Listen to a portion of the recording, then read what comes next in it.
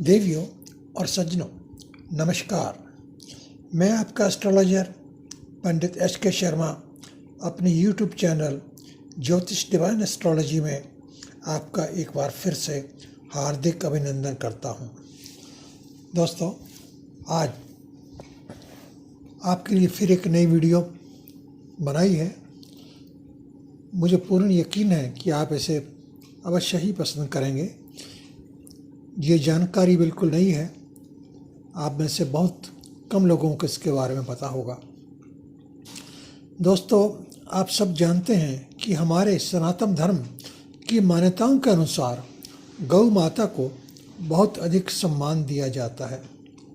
ऐसी मान्यता है कि गौ माता में 33 करोड़ देवी देवताओं का वास रहता है, किंतु इतना सब कुछ होने के बावजूद भी हमारे देश में, हमारे समाज में गौ माता की इतनी दुर्दशा क्यों होती है?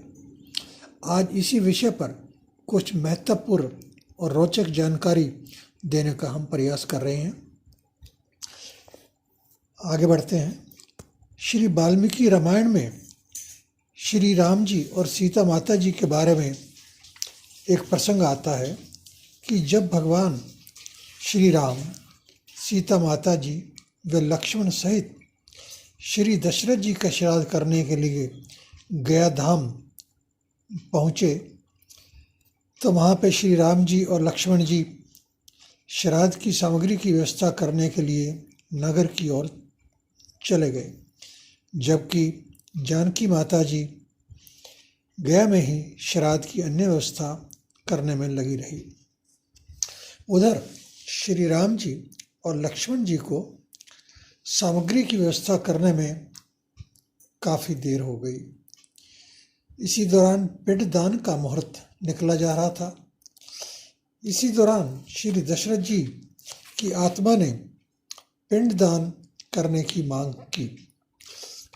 माता सीता जी बहुत ही असमंजस में पड़ गई कि इस स्थिति में मैं क्या करूं? मेरे पास श्राद्ध तर्पण करने के लिए पूरी व्यवस्था नहीं है, राम जी और लक्ष्मण जी अभी आए नहीं हैं, और दशरथ जी अपने पिंड के लिए माता सीता जी से निवेदन कर रहे हैं कि मुहूर्त निकला जा रहा है, मेरा तर्पण कीजिए।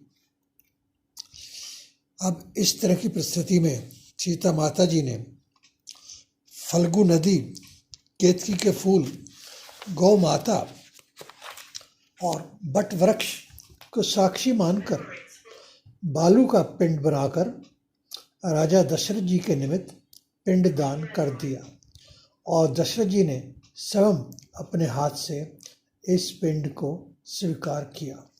ऐसा वर्णन श्री वाल्मीकि रामायण में दिया हुआ है।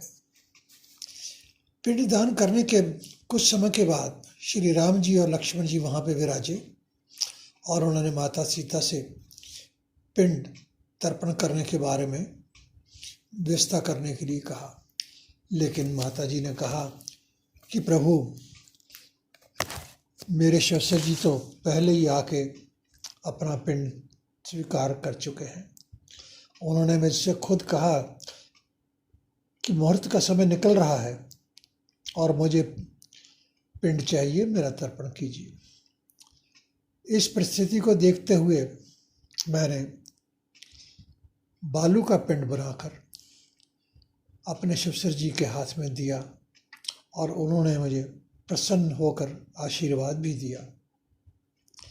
इतना सुनने के बाद श्री राम जी के मन में कुछ संशय हुआ कि इस तरह दशरथ जी ने पिंड कैसे ग्रहण कर लिया।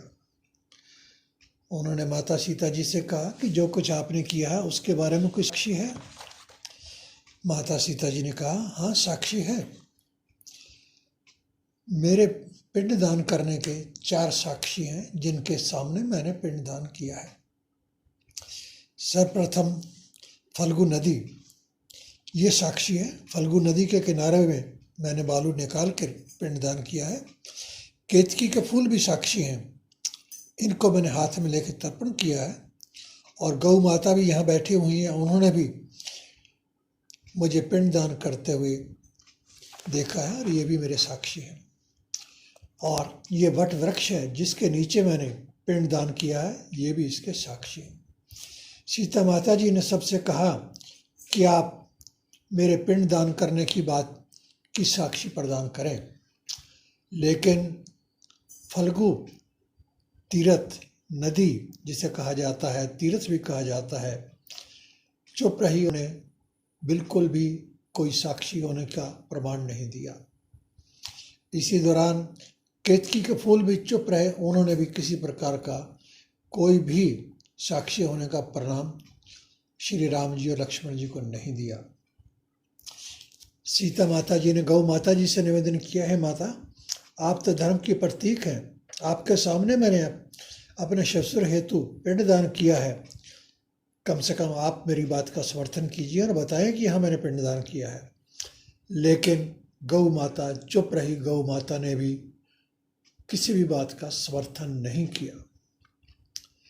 अंत में सीता माता जी ने वट वृक्ष से निवेदन किया कि वट वृक्ष महाराज, आप साक्षात नारायण का स्वरूप हैं, आप तो साक्षी हैं मेरी बात के, आप बताइए क्या मैंने अपने ससुर का पिंड दान विधि विधान के साथ किया है या नहीं किया है।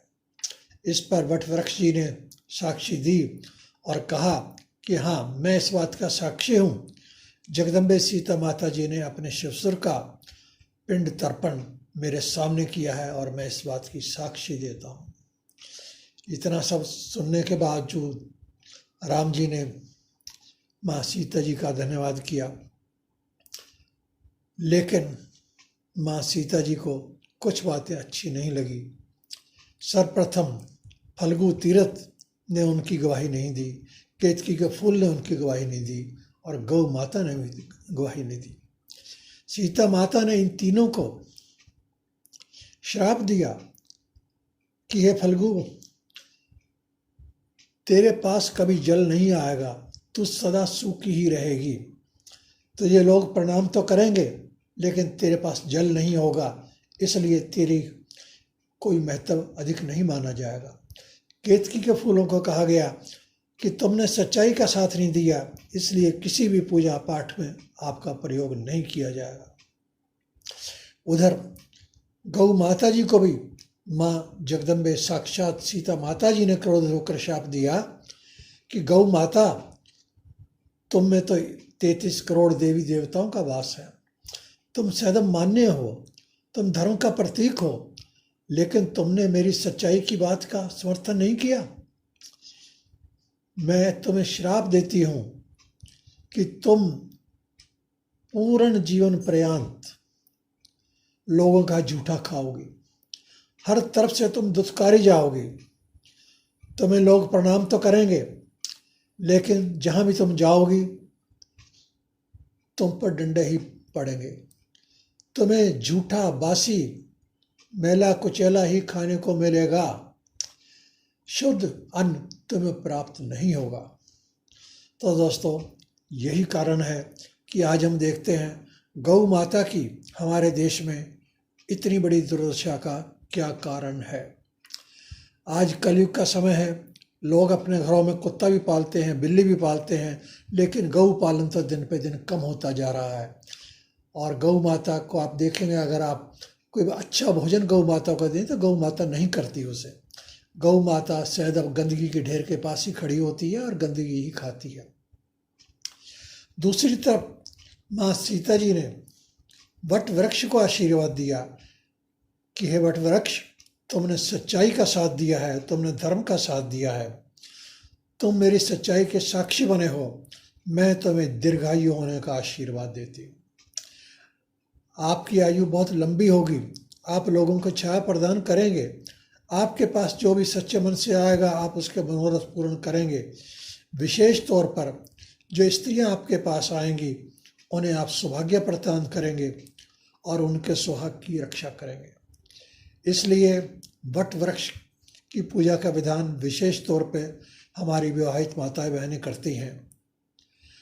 तो दोस्तों, ये थी कुछ सूचना जो मैंने आपको विशेष तौर पर गौ माता के बारे में दी है कि क्या कारण है कि हमारे देश में गौ माता की इतनी दुर्दशा होती है। दोस्तों, आशा करता हूँ कि आपको यह पोस्ट अवश्य पसंद आएगी। कृपया लाइक का बटन अवश्य दबाएं, वीडियो को अधिक से अधिक शेयर भी करें।